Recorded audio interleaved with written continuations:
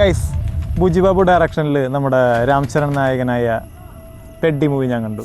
ചരൺ, ജാൻവി കപൂർ, ശിവ, രാജ്കുമാർ, അങ്ങനെ കുറേ പേര് ഇതിൽ അഭിനയിച്ചിട്ടുണ്ട്.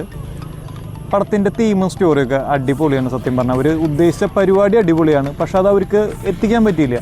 അതാണ് ഇതിൻ്റെ പ്രശ്നം വന്നത്. പടത്തിൻ്റെ മെയിൻ കഥ എന്ന് പറയണത്, ഒരു നായകൻ അവരെ നാടിനെ രക്ഷിക്കാൻ വരുന്ന ഒരു സിറ്റിക്ക് വന്നിട്ട് നാളെ ഒരു ആരും കാണാത്തൊരു നാടുണ്ട്, ഒരു കാട്ടിൽ നിൽക്കുന്ന കാട്ടുവാസി പോലത്തെ ഒരു ആൾക്കാർ. ആ ടീമിനെ രക്ഷിക്കാൻ വേണ്ടി ഇവൻ ചെയ്ത് പടർന്ന ഒരു വേഷം കെട്ടാണ് സിനിമ മൊത്തത്തിൽ. നായകന് മാത്രം കേന്ദ്രീകരിച്ച് പടം പോണ കാരണമെന്ന് തോന്നുന്നു പടത്തിനൊരു ഭയങ്കര ഒരു ഇത് നമുക്ക് തോന്നണം, ഒരു മോട്ടിവേഷൻ നമുക്ക് തോന്നണില്ല. അവരുദ്ദേശിച്ച് പറഞ്ഞല്ലോ, അവരുദ്ദേശിച്ച പരിപാടി നമുക്കത് സ്വീകരിക്കാൻ പറ്റുന്നില്ല. എന്നുവെച്ചാൽ അതുപോലെ മാസം ചെയ്തേക്കണം. 3 സ്പോർട്സാണ് സിനിമയിൽ കാണിക്കുന്നത്. ഒന്ന് ക്രിക്കറ്റ് കാണിക്കുന്നുണ്ട്, പിന്നെ ഒരു പഞ്ചഗുസ്തി കാണിക്കുന്നുണ്ട്, അത് കഴിഞ്ഞിട്ട് ഒരെണ്ണം കാണിക്കുന്നുണ്ട്. അതിലേക്ക് എത്തിപ്പെടുന്നൊരു വഴിയാണ് സിനിമ മൊത്തത്തിൽ കാണിക്കുന്നത്. അതിൻ്റെ ഇതിൽ ഒന്നോ രണ്ടോ പേരിന് ഒരു ചെറിയ തൊട്ടാപ്പൊട്ട് കാണുന്ന പോലത്തെ 2 ട്വിസ്റ്റുകൾ ഇട്ടിട്ടുണ്ട്.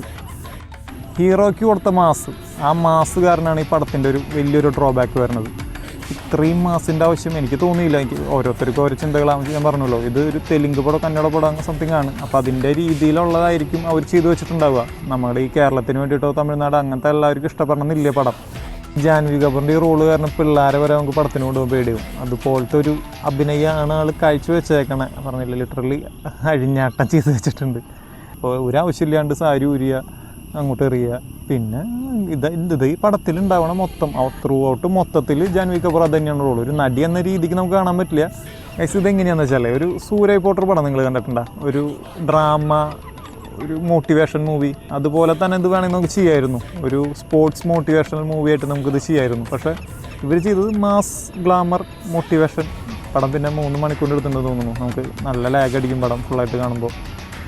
പടം സത്യം പറഞ്ഞാൽ ഒരു ഓക്കെ മൂവിയാണ്. പക്ഷേ പറഞ്ഞല്ലോ, ജാൻവി കപൂർ പിന്നെ ഇങ്ങനെ ഒരു കൺവേ ചെയ്ത രീതി, അത് കാരണമാണ് പടം സത്യം പറഞ്ഞാൽ ഫ്ലോപ്പിൻ്റെ ഒരു രീതിക്ക് പോയിക്കൊണ്ടിരിക്കുന്നത്.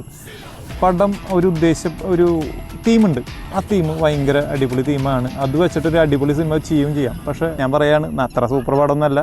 കയ്യിൽ ഇത്തിരി കാശും ഒരു 3 മണിക്കൂർ നമുക്ക് വേറെ പരിപാടിയൊന്നും ഇല്ലെങ്കിൽ പോയിരുന്ന് കാണാം.